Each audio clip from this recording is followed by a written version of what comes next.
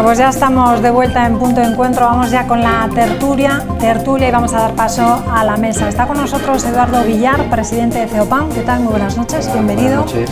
Está también con nosotros David García, director de Brenner. ¿Qué tal? Muy Hola, buenas noches. Y también está con nosotros Óscar Salazar, presidente de la UAGR COAG. ¿Qué tal? Muy buenas noches. Bueno, vamos a empezar a hablar de los precios de la energía que están afectando a los consumidores y a todas las empresas. Es una obviedad apuntada hace ya una semana después del inicio de la guerra en Ucrania por la presidenta de la Comisión Europea, Ursula von der Leyen, que esconde detrás un imparable crecimiento de los precios que, bueno, pues poco a poco todos empiezan a ver y a notar en mayor o menor medida. La escalada de precios energéticos liderados por el gas, la luz y también el petróleo impacta de forma directa en multitud de sectores. La ruptura del comercio también con Rusia y el bloqueo de Ucrania afecta en especial a las empresas alimentarias que han visto, bueno, pues cómo se encarecen las materias primas y cómo incluso algunas de ellas empiezan a escasear. Bueno, pues vamos con esta primera impresión de la mesa. Empezamos contigo, Eduardo. Muy bien, me toca. Bueno, pues esta situación la verdad es que es bastante complicada por la subida, pues como bien habéis dicho, de la luz, el gas, los insumos, que entra pues no solamente los cereales, entra el azúcar, los huevos, la leche, todos los variables que necesitamos para elaboración en las panaderías, pastelerías. Y también tenemos pues eso, el desabastecimiento que en teoría vamos a tener y la preocupación de la gente. Entonces yo creo que la situación es bastante complicada a día de hoy. ¿Cuál es la primera impresión? Estamos viendo esa escalada de precios, faltas de materias primas en su sector importantísimo, por supuesto, la guerra de Ucrania, es época además de plantar allí cereal, ¿no? Y eso no se va a poder hacer. De sembrar cereal allá, sí. Bueno, nosotros ya estábamos en un proceso de movilizaciones antes de la guerra de Ucrania. Llevamos 2 años, tuvimos que parar las movilizaciones porque ya no nos salían las cuentas y paramos por responsabilidad por el tema de la pandemia. Claro, sin salir de la pandemia, pues ahora nos viene Putin, ¿verdad? Como no teníamos suficientes problemas, pues toma, un problema más, ¿no? Nosotros estamos en una situación límite, tanto los agricultores como los ganaderos.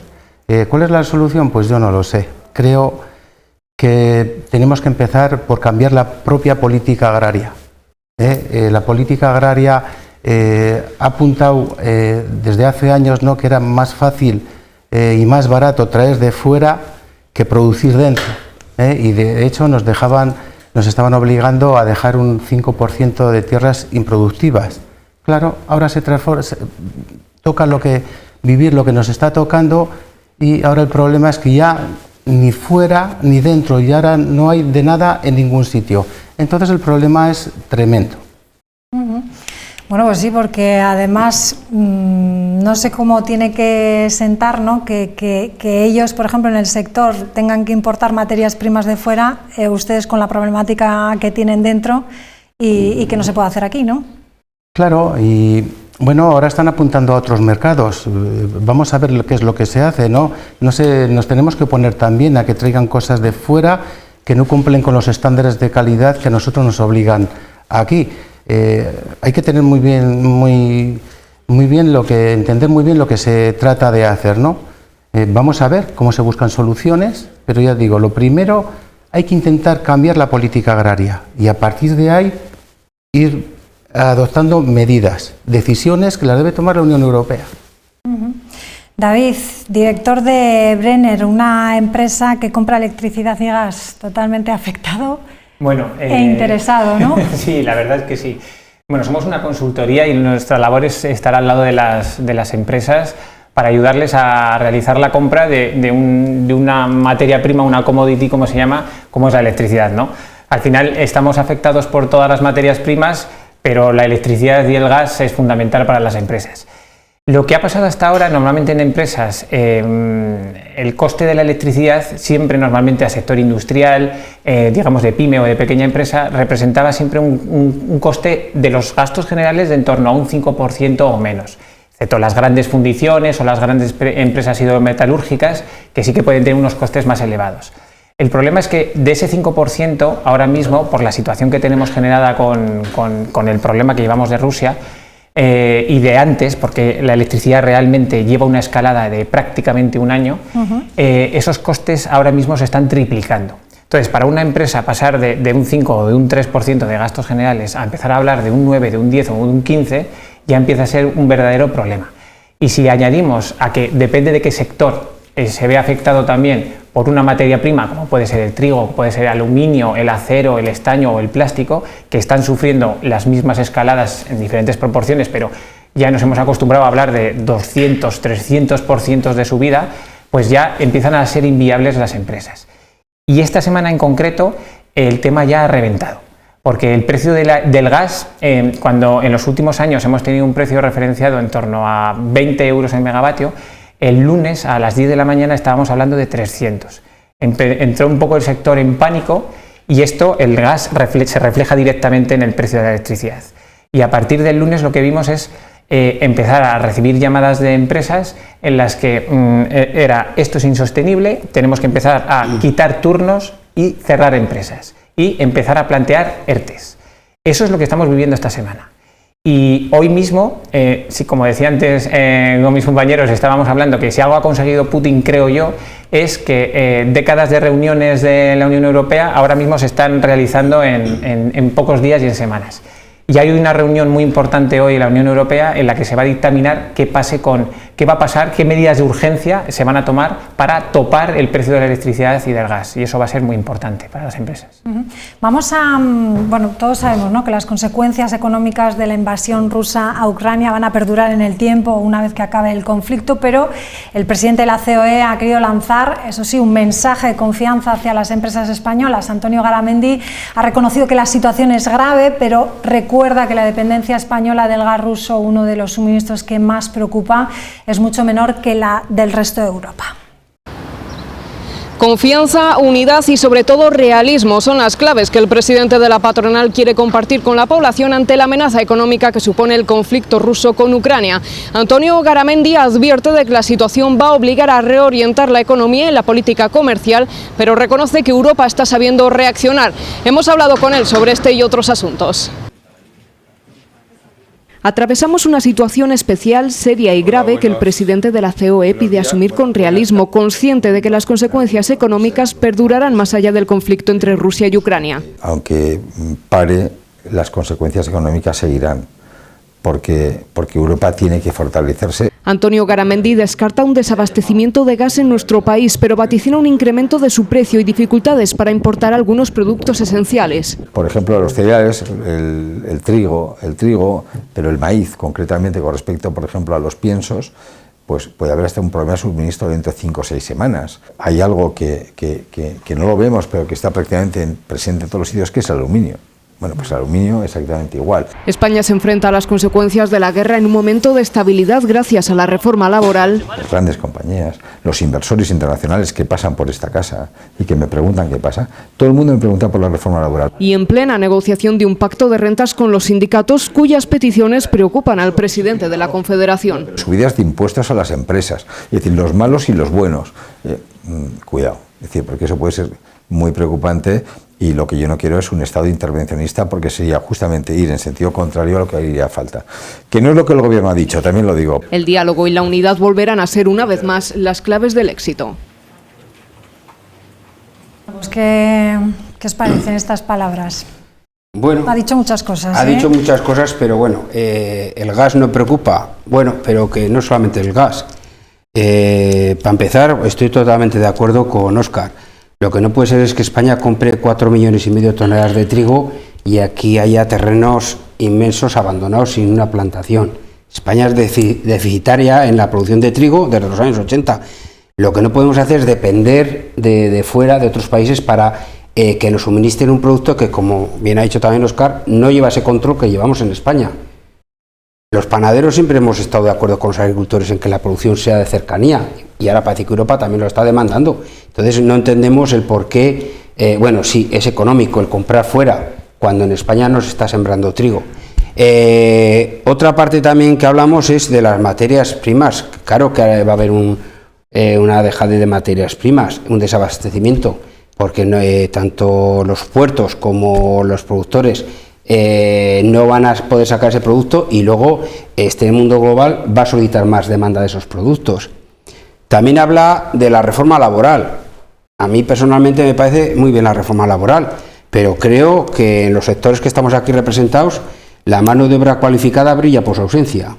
Ese es uno de los mayores problemas que también tiene España, que no se ha apostado por la formación profesional, y las empresas no podemos crecer ni podemos ser competitivas porque no tenemos mano de obra cualificada. No hay gente para trabajar. Me da igual en agricultura que en electricidad que en panadería. No hay gente para trabajar. Entonces, yo creo que desde el gobierno se tienen que poner un poco manos a las obras. En Bruselas despertar, como bien ha dicho David, se está consiguiendo en Bruselas cosas que costaban meses y se está consiguiendo en 2 días, porque al final la burocracia europea es muy lenta y aquí hay que tomar soluciones rápidas. Se están buscando cereales y otros insumos fuera de nuestros proveedores oficiales. Es una medida cautelar porque, claro, no hay que evitar el desabastecimiento, pero por supuesto que no podemos pensar en acomodarnos en eso y luego hacer una competencia a nuestros propios agricultores. Es necesario, vuelvo a decir, una reforma agraria total en la cual yo creo que intervengan pues todos los actores y que los políticos sepan escuchar a los actores implicados. Yo creo que juntando un poco todo esto se podría buscar una solución. La variable o la incógnita, Putin, ¿qué va a hacer? Pues ahora mismo se están intentando cosas, pero como no sabemos nadie lo que va a hacer Putin, pues ese va a ser nuestra incógnita. Pero el trabajo, desde luego, va a ir por esas líneas. Óscar.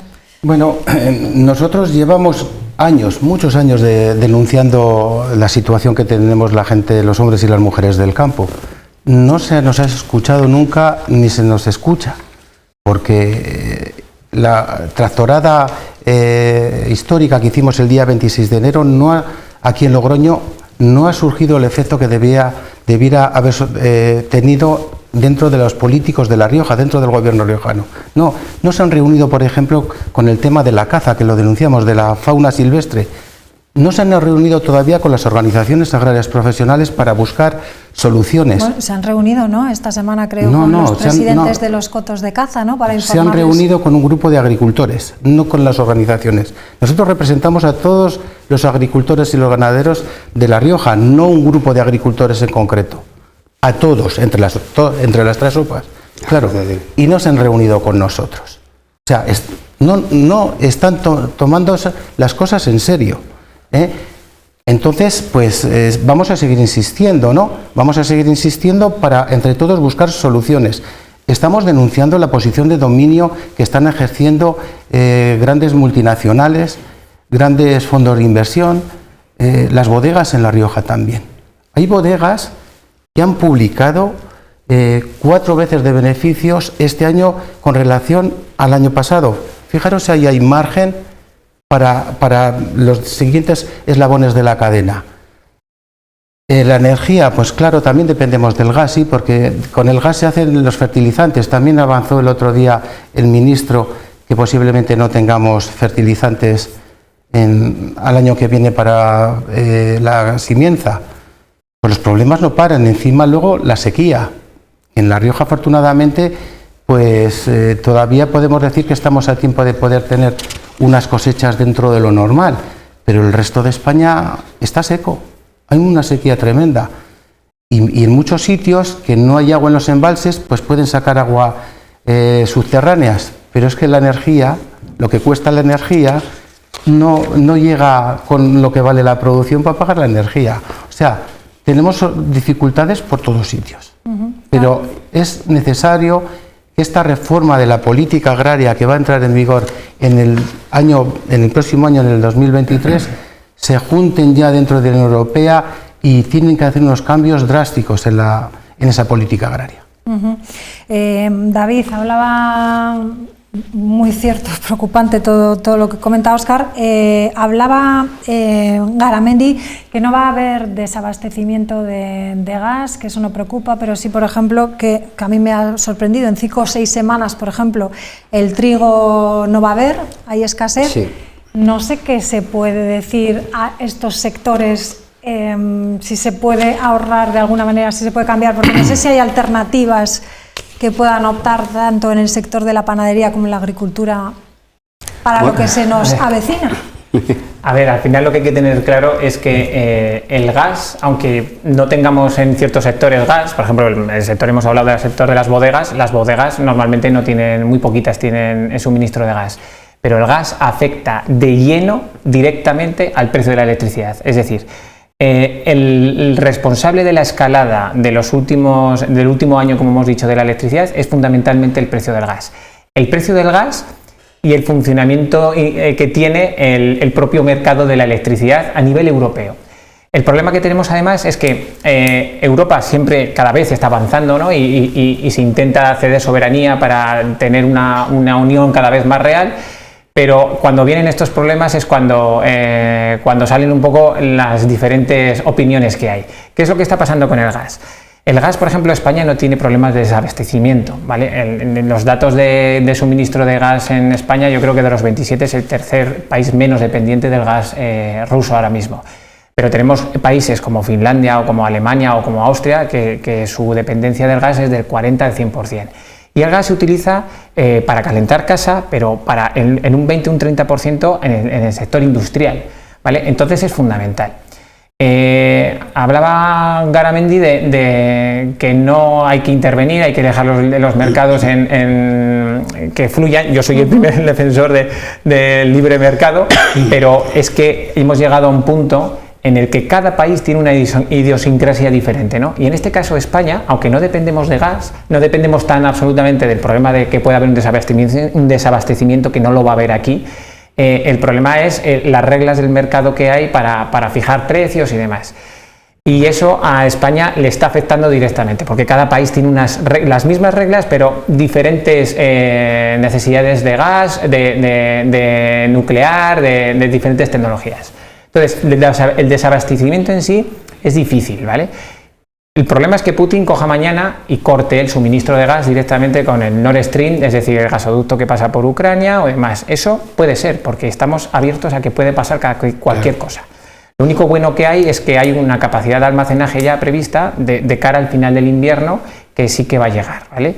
Y luego se buscaría el abastecimiento con otras soluciones como es el GNL, que es el gas natural licuado, en el que se están buscando países como Qatar o el propio Estados Unidos, que sean los que abastezcan al resto de Europa.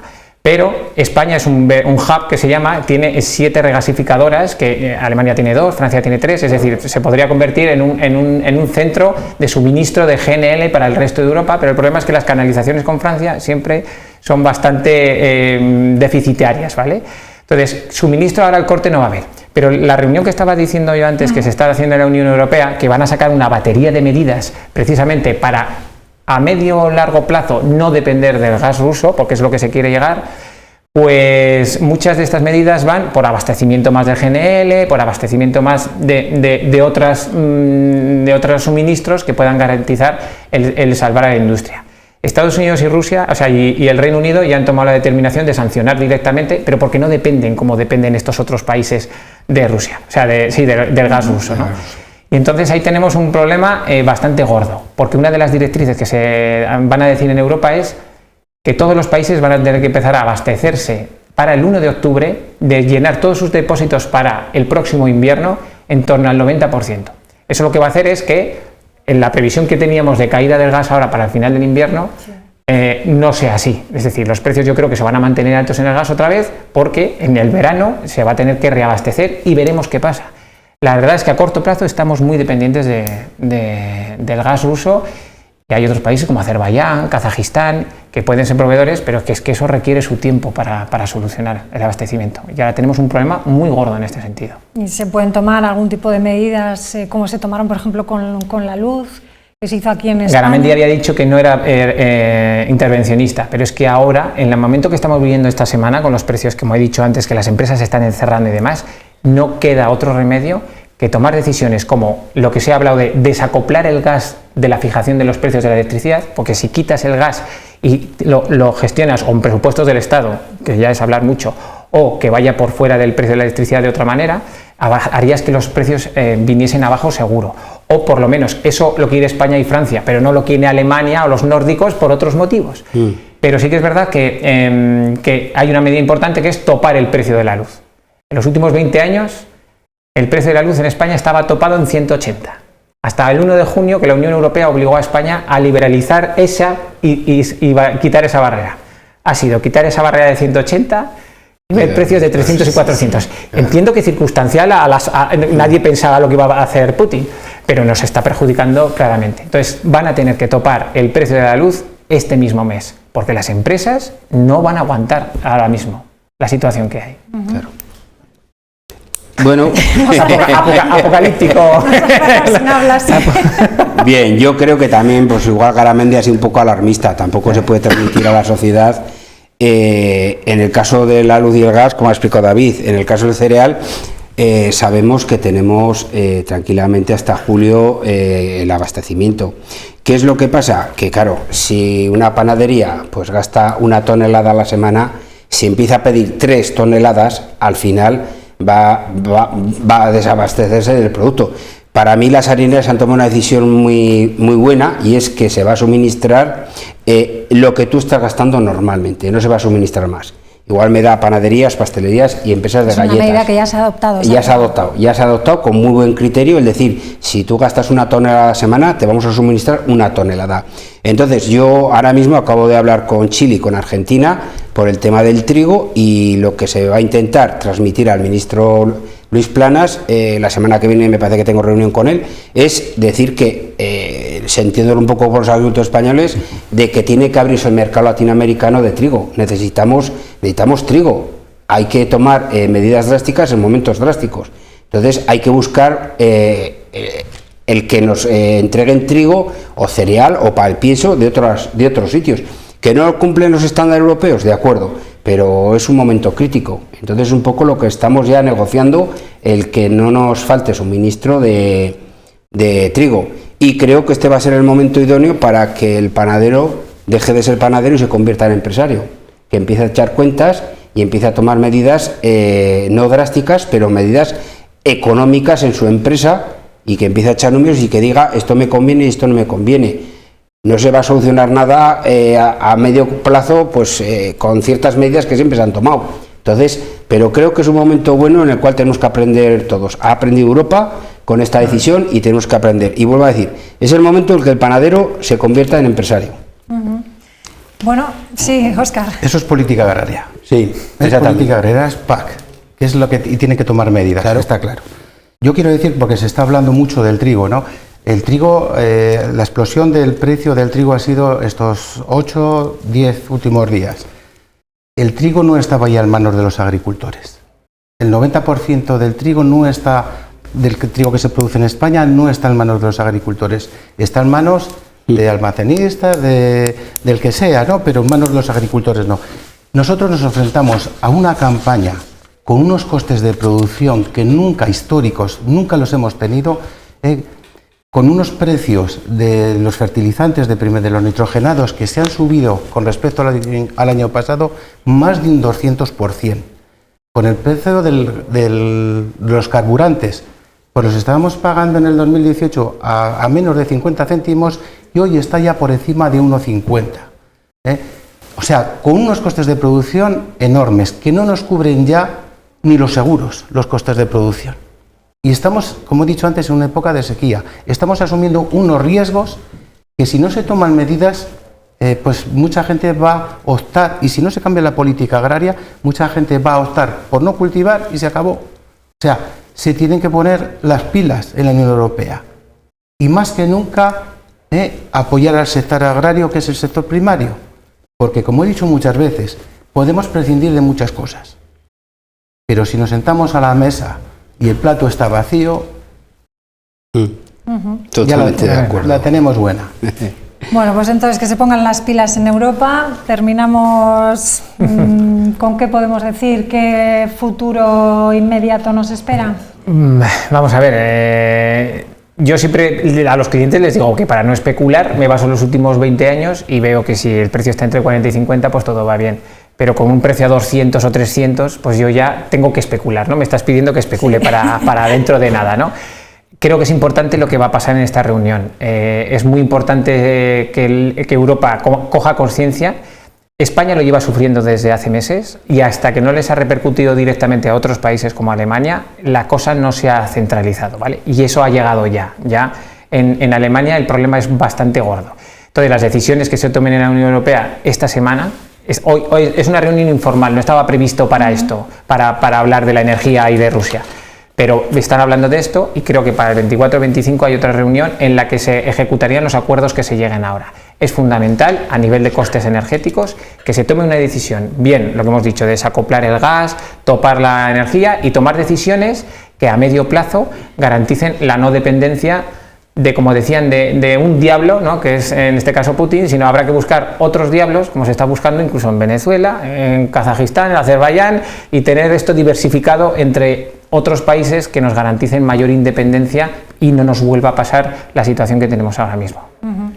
Eduardo, ¿perspectivas para el sector de la panadería? Bueno, pues vuelvo a decir, tranquilidad. Yo creo que va a haber que tomar medidas drásticas, pero drásticas desde la administración, que nos repercuta a todos, para que ese cliente final no note esta subida tan tremenda. Y vuelvo a decir, habrá que readaptarse a esta nueva situación. No nos queda otra.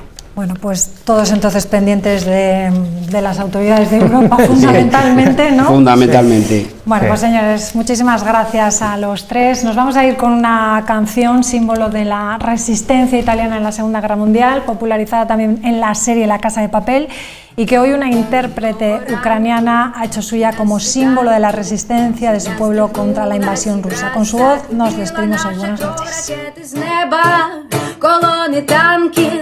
І заревів старий Дніпро, ракети з неба, колони танків, і заревів старий Дніпро. Ніхто не думав, ніхто не бачив, яка насправді бува українська лють, катів проклятих, безжально мочим тих, що на нашу землю пруть.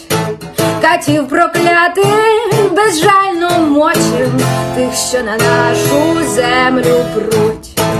В теробороні найкращі хлопці, самі герої воюють у наших ЗСУ, і джевеліни, і байрактари за Україну б'ють русню. І джевеліни, і байрактари за Україну б'ють русню. А наші люди, а українці проти русні об'єднали вже цілий світ. І скоро зовсім русні не буде, і буде мир на всій землі. І скоро зовсім русні не буде, а буде мир на всій землі.